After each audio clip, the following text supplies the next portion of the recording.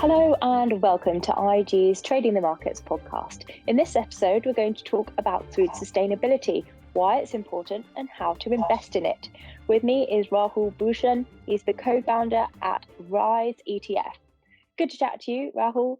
Now, you have your own sustainable future of foods ETF. So first and foremost, what is sustainable foods in terms of the system and why is it so important? Yeah, sure. Thanks, Victoria, for having me on. It's great to be with your audience. So when we think about the sustainable food transition, we're thinking about it very much in the same way as we think about the energy transition. And of course, the energy transition is one that's quite talked about. It's something people are probably a lot more familiar with. And perhaps the food transition is something that's perhaps newer and people are just trying to wrap their heads around it at the moment. And when we think about the sustainable future of food, really what we're talking about is a dual challenge. So as we move forward, we have two very important challenges that we need to address in food. One is how do we feed a growing population of people with healthier, more affordable, and more nutritious food, but at the same time, and this is the second big challenge in food, is how do we do that without causing major planetary harm and environmental degradation, and resulting from that, impacting things like habitat, species, and biodiversity. So for us, when we thought about the food transition, it was about how do we build an investment product that can address these dual challenges and do so in a compelling way that makes sense. And so what we've put together here, and we can go into the details of what the food ETF looks like, is we've put together a fund that invests in the food transition. So we're investing across a number of different subsectors that address these dual challenges. You can imagine what those categories would be. There are things like precision farming, vertical farming, plant-based proteins, cell-based meats, food safety, ingredients, etc. So that was the idea. Identify the challenge and then look for the innovators and leaders within the food transition and invest in them to create a fund that captured this theme holistically. So talk to us a bit about some of the key stocks that you're really excited about in the ETF. And do you invest in the entire value chain of food? Yeah, we do. So I'll start with your second question because I think it leads perhaps into the first question. So what we're doing is we've looked across the entire food value chain, and what we're looking for are the key areas of innovation across the food value chain. So you can think of the food value chain as production, consumption, the big categories, and then all the stuff in the middle. So you've got things like supply chain and packaging, for example, which sit normally in the middle, and transport as well. And so what we've done is we've looked across the sustainable food ecosystem, and we've identified these key areas of innovation. Now, these key areas of innovation are represented in our 9 subsector categories, which exist across the fund. And each of these subsectors are populated with companies that best represent and best manifest these subsectors. So, you can think of subsectors like precision farming, which I mentioned. That's one of the subsectors in our fund. Agricultural science is another subsector in our fund. Plant-based foods is another one. Food safety is another one. Ingredients and flavors is another one. And sustainable food packaging is another one. So the idea was look at the system at large and then identify these key areas of innovation. We've so far identified 9. There probably will be more as time goes on and as the theme evolves. But at the moment, there are these 9. So as I said, within these 9 subsectors, we populate companies, and you can imagine, and perhaps this is the most obvious one to most people. It's in a category like plant-based foods. You would have a company like Beyond Meat, for example. We're pretty excited about Beyond Meat. We think their mission is quite clear. They want to help the shift towards more plant-based diets, and they want to do that, while minimizing impact to the environment and also any harm that results from wide-scale meat production, which are very important topics today. So we're excited about Beyond Meat. We're also excited about companies like Oatly, which perhaps might be another company that people are quite familiar with. You walk into the supermarket these days, you see lots of different types of nut milk, from oat milk to rice milk to almond milk to Brazil nut milk. There seems to be a different type of nut milk on the shelf every time you walk into a supermarket. And Oatly, they've kind of created this category and own a lot of the category around oat milk. And so we're pretty excited about that company. They listed recently this year, and so that's a company that we're watching.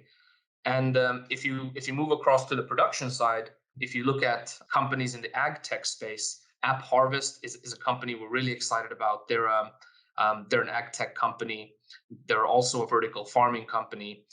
We're also excited about a company in Canada, for example, called Else Nutrition. They're involved in plant-based baby food. There's a lot happening across the entire value chain, and really what we're trying to do is keep our ear to the ground and find the most interesting companies across all of these categories. Wow, there are just so many different aspects to this theme that you might not necessarily think of. Like you said, it does appear that sort of the plant-based eating and vegan options is the first thing that springs to mind, but actually there's so much more to it. When it comes to the consumer, though, what's your expectations for demand in terms of their ability to choose healthier choices and pick their food more consciously as well? Yeah, that's a fantastic question, and I think when we originally put this product together, we were really thinking about what we've been doing ourselves over the last couple of years.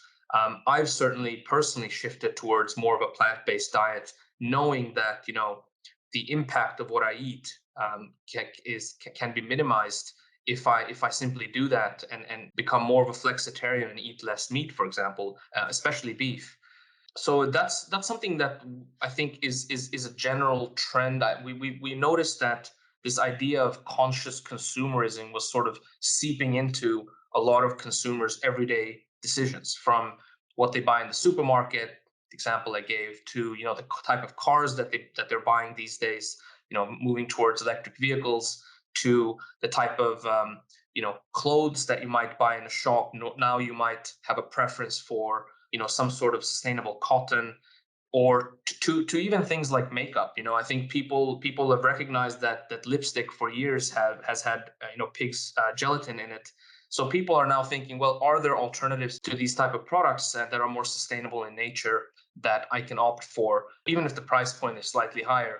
But I think this idea of conscious consumerism is becoming increasingly bigger as time goes on, and a lot of that is due to more millennials, I think, and more folks from Generation Z coming into key decision making roles. And it's also true on the investment side. So conscious consumerism also means consumption of investments. So when we're talking to clients these days, we speak to a lot of clients that have moved off meat. We speak to a lot of clients that understand the importance of vertical farming, in particular in countries like Netherlands, where vertical farming is huge, because they don't have the land area in the country to really produce food at scale. So they've started doing it vertically.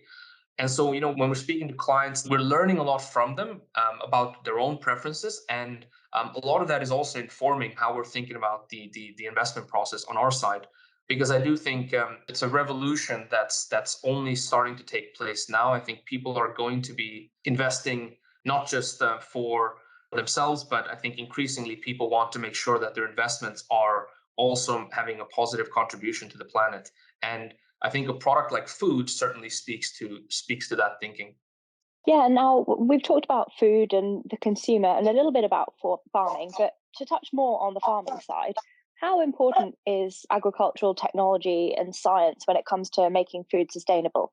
Yeah, it's another great question. We certainly have been watching the agri-science space evolve over the last couple of years, and a lot of the conversation today is around synthetic biology. And what we're really talking about here is, how do you make plants more resilient, more resistant to droughts and things like that, extreme weather. And so you've already seen certain types of vegetables that in the past weren't grown in the UK are now being grown in the UK. You even have these days, wine being produced in the UK. And, if for example, 20, 30 years ago, you wouldn't have imagined that. So I think when it comes to the farming side, there's really two elements. One is how do we produce more food, and we can do that for the growing population, and we can do that through starting to build things vertically and thinking in more interesting ways around how do we use less space to create more.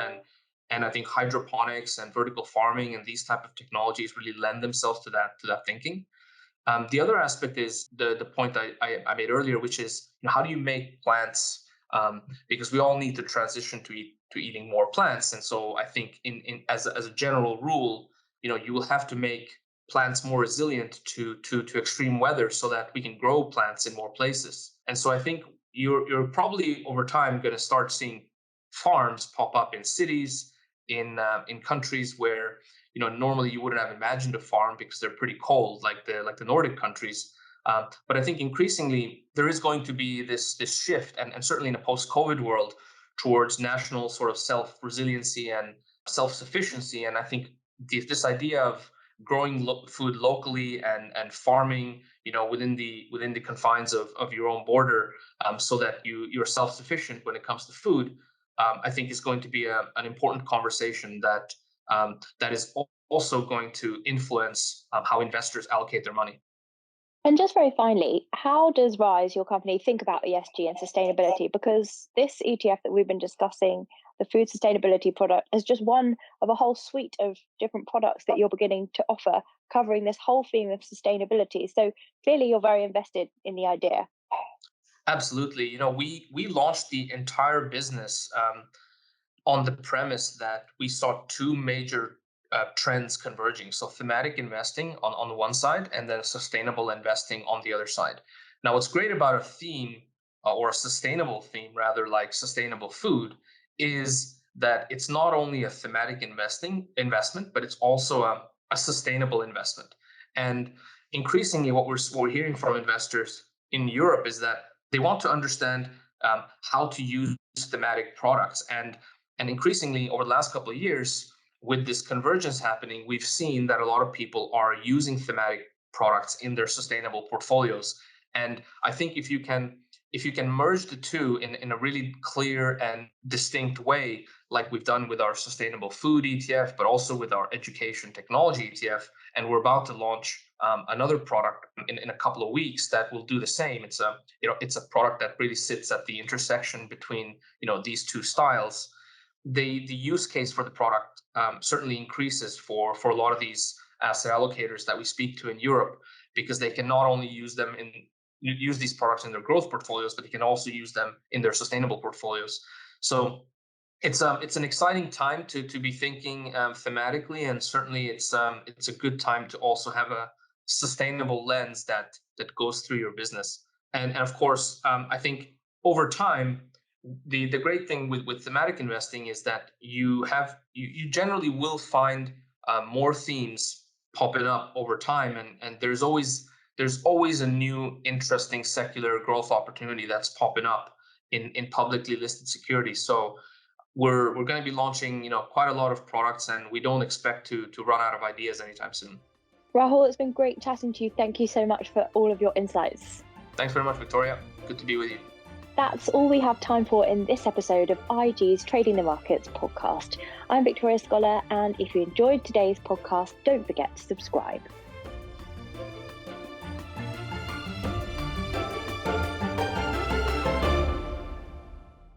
For more videos like these, you can follow us on Twitter, Instagram, and subscribe to our YouTube channel.